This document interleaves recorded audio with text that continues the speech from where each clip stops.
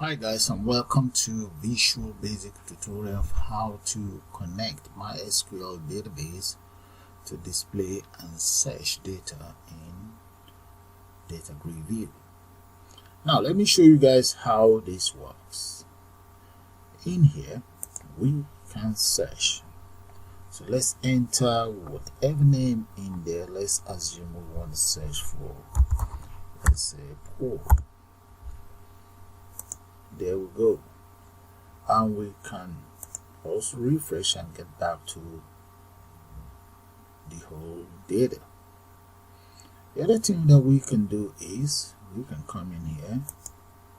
This is another method of searching. We just want to find out how many data we have on board. Select option. We have 23 records, and we can also look for who is earning the lowest here, and the lowest wages here is 1232. We can also find out the highest earner. There we go, 7,383. And in there we can even find out who is the candidate that is earning the least in here. So to find out who is the candidate that is earning the least, and that is meant to be 1,000. So we're going to have to enter data in here. If we don't enter data, we get a message box asking us to enter data in there. So that's 1,232. So just come in here, search, and that is the person earning the least here, Mary Jonathan of 7 Little Venice. Okay, let's get back to our system. The other thing that we can do is we can exit if we want, and right here we have date and time. Right there, that's the date and time.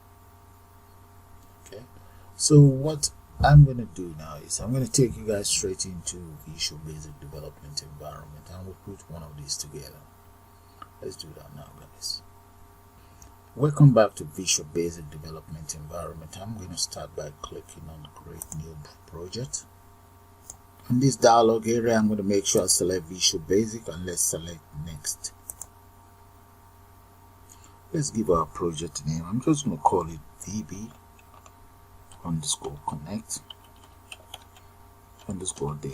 VB_connect_connect data. So let's click on create. Okay, now that my development environment is ready, I'm now going to select the properties. So let's change the size to approximately 1,386 by 788, and there I will add the following component on board. Let me come straight to my toolbox here, and let's double click on DataGridView. We have my DataGridView there, so I'm just going to extend it that much.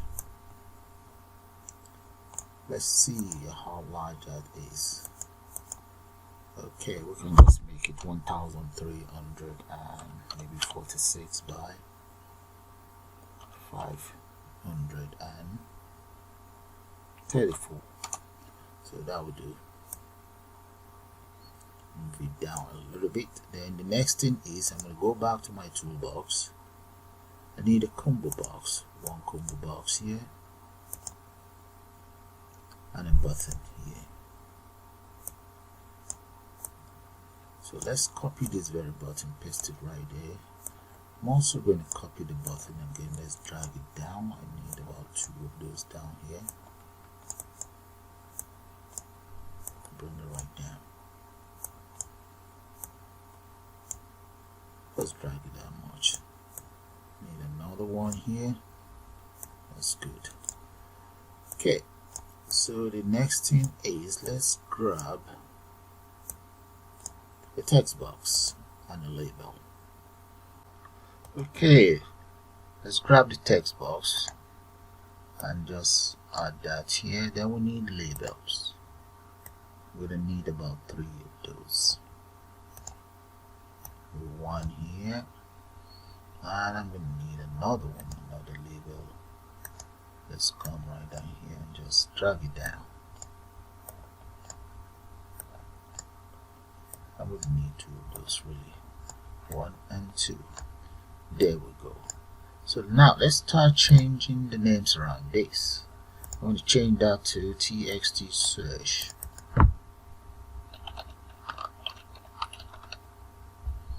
And the button right beside it is going to be known as this very button.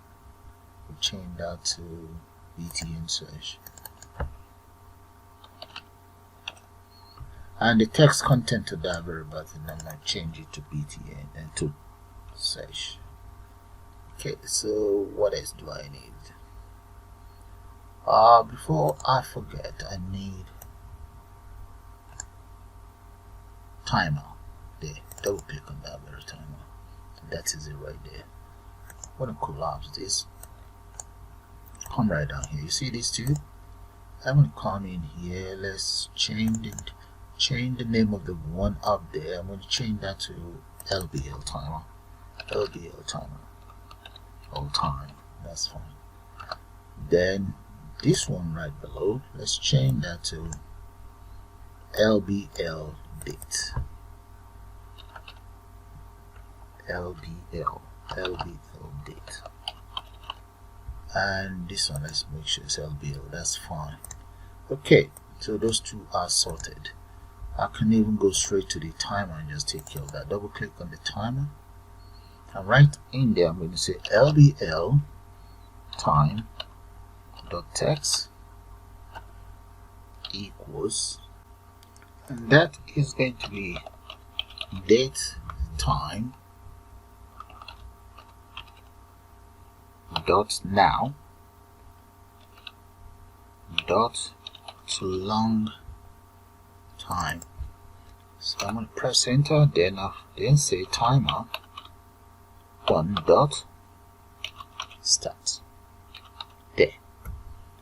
Okay, now let's take care of the date. I want when the form loads up. When the form loads up, I would like it just to upload the date. So double click on that. So we might as well just copy all of this and change it around. So I'm going to come down here, change these two. This one is going to be dates dot to long date, and why this one is going to be date. So what will happen is the form will actually initialize the timer and display the date and the time. So let's run it and see. Right there, you see the timer and today's date. Okay, I'm going to just stop that right there. Okay, stop that, and let's continue with the design of the interface. I've officially finished taking care of that. So this one is going to be btn exit. So data on it is called exit. So let's come down here, btn exit. Why I call this one btn display, this very one, btn display the data. Copy, come right down here and just change that to display data. And one other thing, let's just select it all and increase the font size. Not this one, that might be too big. So let's increase the font size of this, make that bold and make it about 20 something, maybe 22. And this one, let's change that to about 14, or yeah, 14 will do, or maybe 12. Let's see what 12 would look like, bold. Okay, select both and just move it up a little bit. Alright, we're getting somewhere. Okay, that's good. Now let's go back up here. What is this? This is about 22. Yeah. So let's change it to 22 as well. And this very one too. 22. Bold 22. Right. I'm going to canalize PW whole thing because I need to just enhance this. So let's say this, no, let's make that regular, and I'm going to make that maybe about 22 as well. That might be too much for that. Let's go for about, yeah, that's what we'll do. And we need to increase this one a little bit and just change this one to BTN options. BTN option. There. And change the test content to options. Come right down here. That becomes option. And here that's search. Okay. Change this one to multi-line. And just drag it that much. Alright. And this. Let's change the font on this one to make that maybe about 36. Okay, that's fine. And let's change the text content on it to just maybe display data. That will do. Display data. Display MySql data.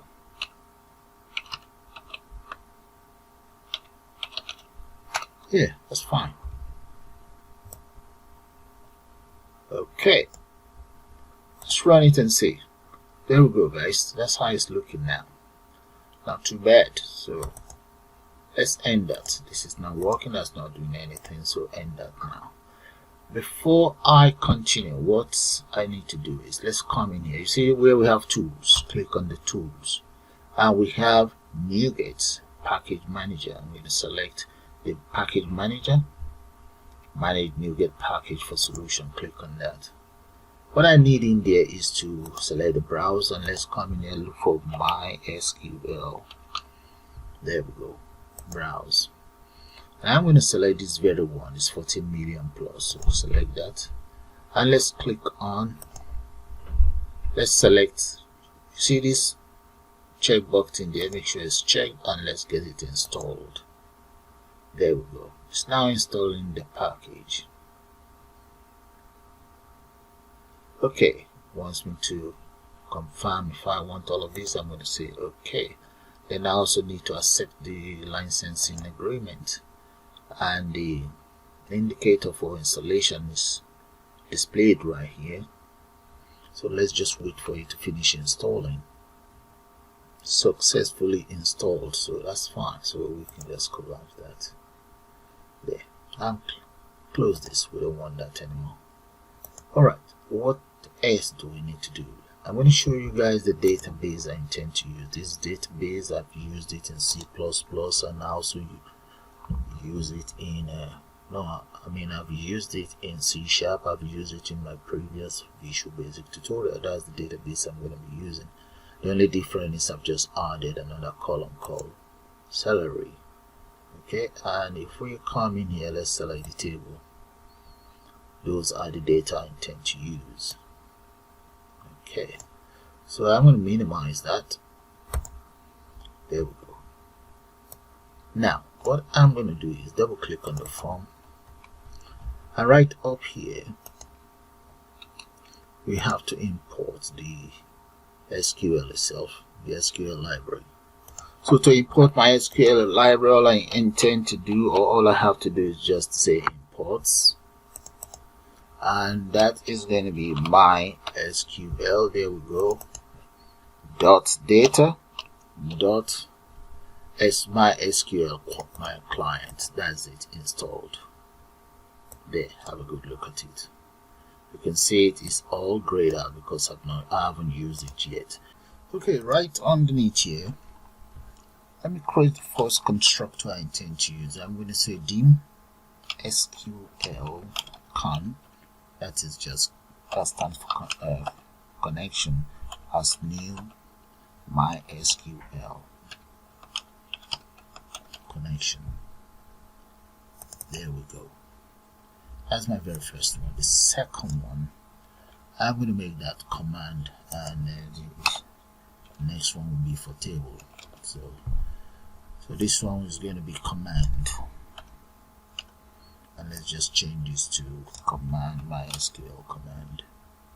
There we go, that's it right there. And this one is just going to be data table. So let's change this one to dt. There we go, those are my constructor in place. Now the connector to my database itself, so the server, I'm going to say server as, declare server as string, and that very string I'm just going to call that local variable. That will be local host. There.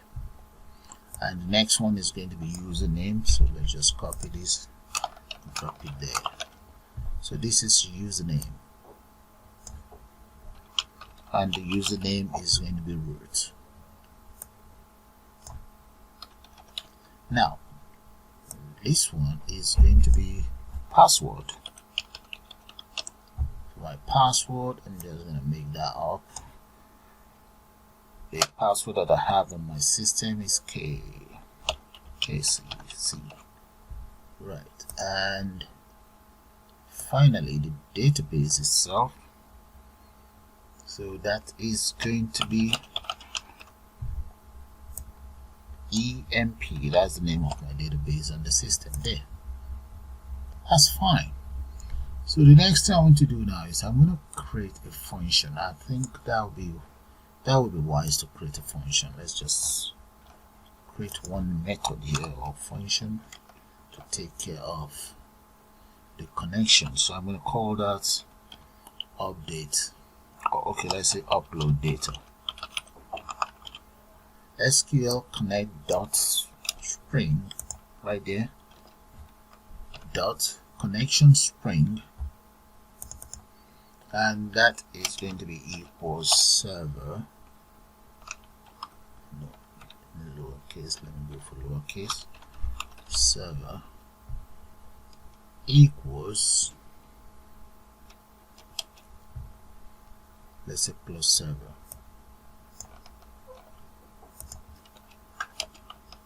Yeah, that's the very first one. And then all I just need to do now is just say plus, and let's enter speech mark, semicolon, another plus there. The next one is going to be my user ID. So the user ID, or user, that's going to be, let's just say user ID equals user, this very one. Copy, paste, and this will be in quotes really, so put that in quote, and this one in quote as well. Okay, that's fine. So let's just copy all of this and bang it right here. Now the next one, that is going to be for my password.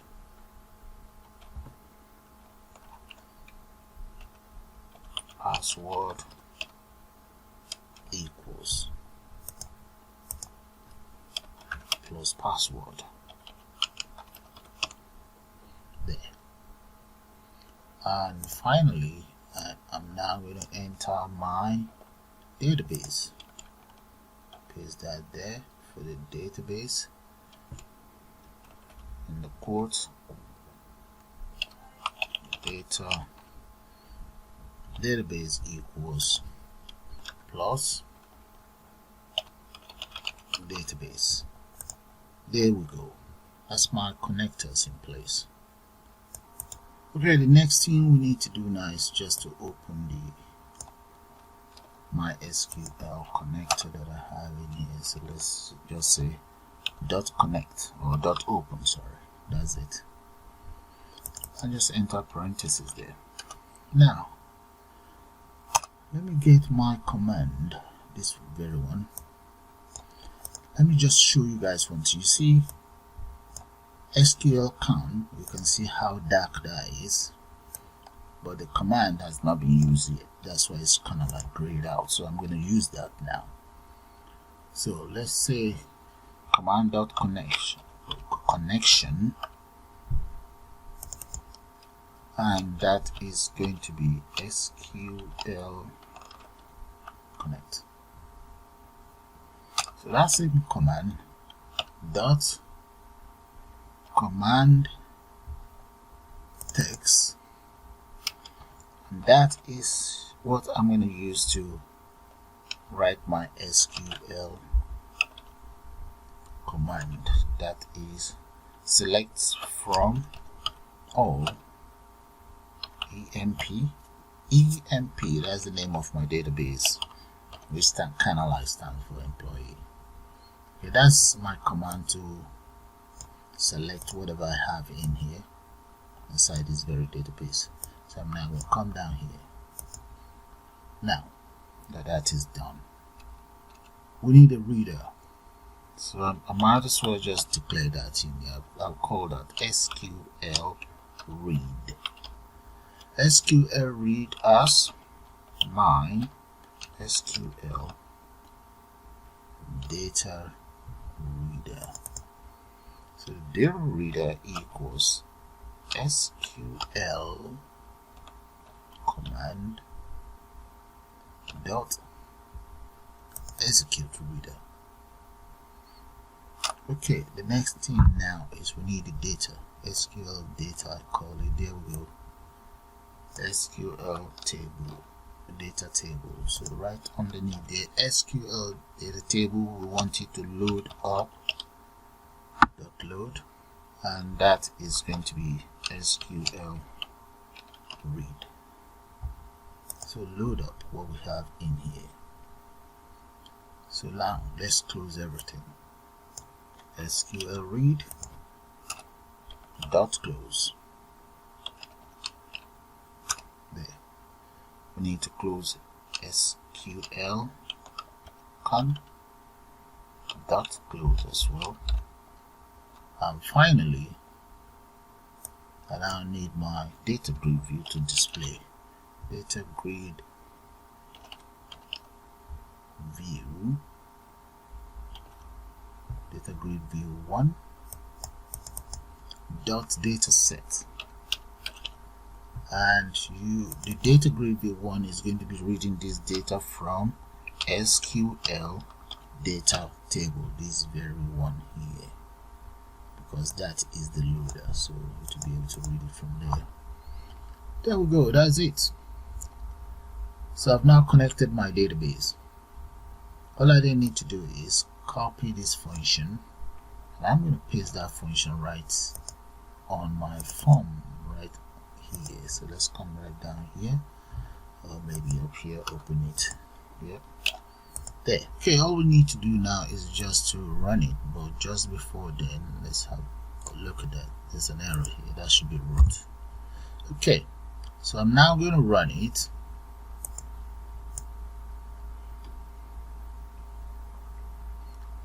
Okay, we're almost there now. There we go. Those are my data, but look at this, we have some space in here. So I'm going to just end the system, and let's come right down here to the form, select this DataGridView. Let's go to the properties, and I'm going to select this very one here that it says categories or categorized. Click on that. We now need layout. Look at that. And there I need auto size column mode. Let's select fill, this very one. There we go. That should take care of that. Let me run it again and you see how it's going to look like. There we go, guys, and that's how you take care of your DataGridView to fill up the whole system. So for now, I'm just going to call it the end of the first part of this tutorial, and I'll see you guys later.